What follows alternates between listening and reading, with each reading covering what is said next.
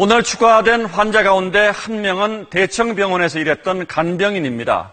이 간병인은 지난달 30일까지 16번째 환자를 돌봤고 동료 간병인인 54번째 환자와도 지난 1일까지 접촉을 했습니다. 그런데 보건당국은 지난달 31일 마지막 접촉일로 보고 실제 잠복기가 끝나지 않았는데도 지난 13일 격리를 풀었던 거죠.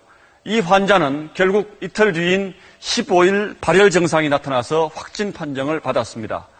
결국 최대 잠복기가 끝나지 않았는데도 격리에서 해제된 환자 가운데 처음으로 발병한 사례가 나온 겁니다. 남주현 기자가 보도합니다. 대청병원 간병인이었던 60대 여성은 격리 마지막 날로부터 이틀 뒤인 지난 15일부터 열이 나기 시작했습니다.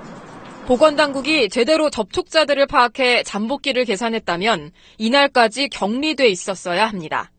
16번째 환자에게 노출된 날을 기준으로 잠복기를 잡았다가 감시망에서 빠진 겁니다. 이 간병인은 다시 격리되기 전에 증세가 있는 상태에서 주민센터 직원 등 10여 명과 접촉했는데 마스크를 쓴 상태였습니다. 격리 날짜가 연장이 됐었어야 되는 그런 사례입니다.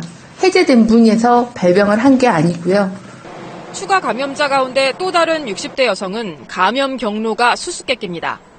지난 9일 미열이 있어서 검사를 받았지만 결과는 음성.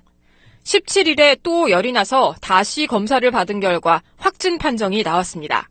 이 여성은 지난달 말 가족 2명과 함께 삼성서울병원 응급실에 들렀고 가족들은 이미 확진 판정을 받은 상태였습니다.